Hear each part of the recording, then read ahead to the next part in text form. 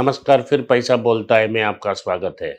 मैं आनंद श्रीनिवासन। कल परसों ये एक टायर्स कंपनी का रिजल्ट्स आया था। ये इसलिए महत्वपूर्ण है क्योंकि ऑटोमोबाइल सेक्टर के फॉर्चून्स पर ही टायर कंपनियों का फॉर्चून भी रेस्ट करता है। अगर ऑटोमोबाइल नहीं बिकते हैं तो टायर्स नहीं बिकेंगे, सिर्फ रिप्लेसमेंट मार्केट में होगा। भारत में सबसे बड़ा टायर कंपनियों में से एक है सीएट टायर्स। वो टू व्हीलर्स और फोर व्हीलर्स के लिए टायर बनाती है।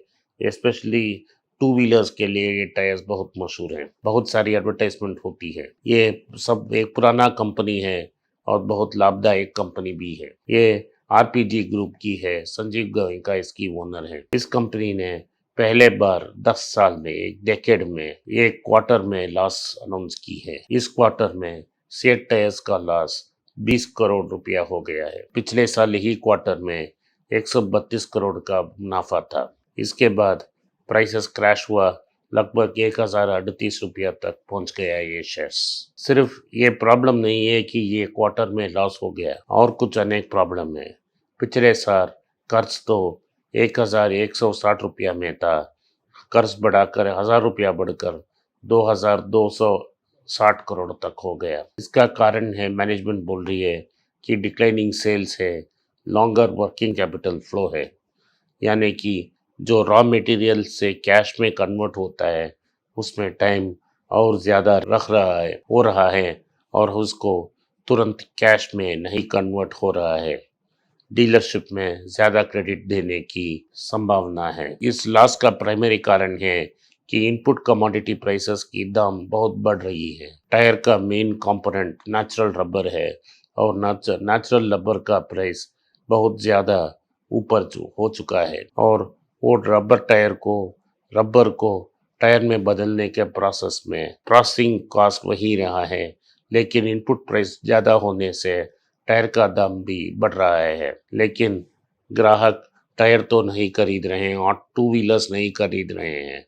अगर सीएट ने प्राइस बढ़ाया तो कोई खरीदने वाला नहीं है। CEAT primarily two wheeler market पे कंसंट्रेट करती है।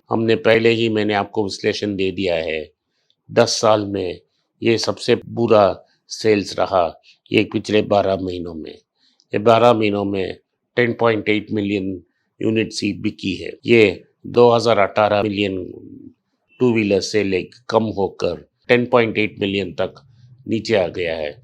लगभग 40% की कटौती हो चुकी है। इसका मतलब है सीएट जैसे कंपनी को ओईएम सेल्स का भी डिक्लाइन हो रहा है। सीएट जैसा कंपनी ओईएम सेल्स में निर्भर है। उनके सबसे बड़ा कंट्रीब्यूशन है ओईएम सेल्स। जो कंपनी जब पहले टाइम गाड़ी बेचती है उस समय सीएट या अपोलो टायर्स के साथ ही बिकती है। जब मार्केट में टू व्हीलर्स नहीं बिकते हैं तो कैसे नए सीएट टायर्स का सेल्स ऊपर जाएगा। जैसे मैंने पहले बोल दिया, मतलब सब लोगों को प्रॉब्लम ये है कि मार्केट में पैसा नहीं है, मिडिल क्लास के पास पैसा नहीं है गाड़ी खरीदने के लिए। यही कारण है कि टू व्हीलर सेल्स कम होती है। जब नया गाड़ी लेने के लिए पैसा नहीं है तो कौन टायर बदलेगा। टायर को रीट्रेड करके उसी टायर को रीट्रेडिंग के साथ वापस यूज करने की कोशिश की जाएगी, ना कि जाके एक नया टायर खरीदें। सो इसको हम डबल वैमी बोलते हैं। इसके कारण एबिटा मार्जिन्स भी कॉन्ट्रैक्ट हो गया है और इसी कारण कंपनी लॉस में जा रही है। डिप्रिसिएशन भी बढ़ गई है। नई प्लांट का डिप्रिसिएशन भी ज़्यादा हो रहा है। कैपेसिटी यूटिलाइजेशन नहीं हो रहा है और 1000 करोड़ एक्स्ट्रा कर्ज लेने से इंटरेस्ट भी बढ़ जाती है। अगर 8% में वो बोरो कर रही है तो सिंपली 80 करोड़ रुपया सिर्फ एक्स्ट्रा इंटरेस्ट में होगा, क्योंकि 1000 करोड़ में 8% ब्याज लगने से साल का 80 करोड़ है। सो इंटरेस्ट कॉस्ट बढ़ रही है, डिप्रिसिएशन बढ़ रहा है, मार्जिन्स कॉन्ट्रैक्ट हो रही है, कमोडिटी प्राइसेस ऊपर जा रही है, सेल्स कम हो रही है।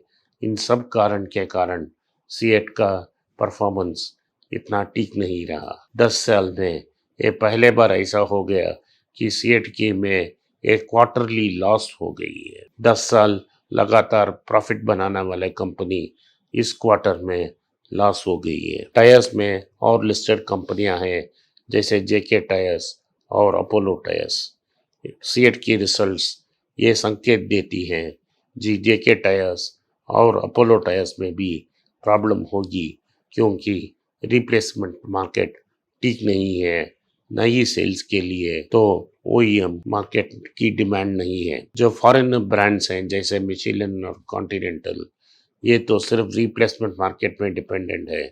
कोई ओईएम पैसा डाल के मिशेलिन टायर्स नहीं डालेगा। वो सबसे सस्ता भारतीय टायर या इंपोर्टेड चाइनीज टायर ही डालेगा। क्यों पैसा बर्बाद करके मिशेलिन डालेगा? इस सब रिजल्ट से हमको पता लगती है कि टायर मार्केट तो प्रॉब्लम में है, क्योंकि ऑटो मार्केट प्रॉब्लम में है, टायर्स भी प्रॉब्लम में है। सभी ऑटो एंसिलरीज जो ऑटो सेल्स के ऊपर डिपेंडेंट है, उन सब की प्रॉब्लम बढ़ती जा रही है। सो वही जो भी ऑटो कंपोनेंट्स की स्टॉक है, जो भी टायर्स की स्टॉक है, जो भी मोटर एक्सेसरीज की स्टॉक है, इन सब स्टॉकों में बहुत सारा करेक्शन बाकी है। ऑटोमोबाइल कंपनी भी अभी जैसा टीवीएस हाईली ओवर वैल्यूड है और नीचे आने की संभावना है।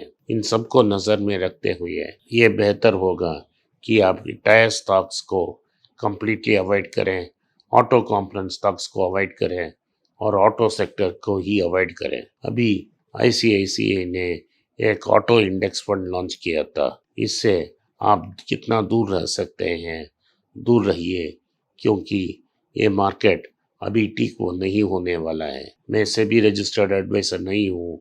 आप एक निजी निवेश सलाहकार से कंसल्ट कीजिए कोई डिसीजन लेने के पहले। नमस्कार, धन्यवाद, जय हिंद। नमस्कार, मेरा नाम आनंद श्रीनिवासन है और मैं एक पर्सनल फाइनेंस कंसल्टेंट हूँ। मैं 2 यूट्यूब चैनल चलाता हूँ पर्सनल फाइनेंस के बारे में। एक मनी पेज तमिल में है। मेरे बहुत से दोस्त बोले कि मैं हिंदी में एक चैनल शुरू करूं, तो मैंने एक पैसा बोलता है नाम का एक हिंदी चैनल शुरू किया है। मैं पर्सनल निवेश के बारे में ही बात करूंगा। आप उसको सब्सक्राइब करें, अपने दोस्तों को शेयर करें। अगर आप हिंदी नहीं जानते हैं तो पैसा करें। जो आपके दोस्त हिंदी जानते हैं उनको सब्सक्राइब करने के लिए आग्रह करें। धन्यवाद, नमस्कार।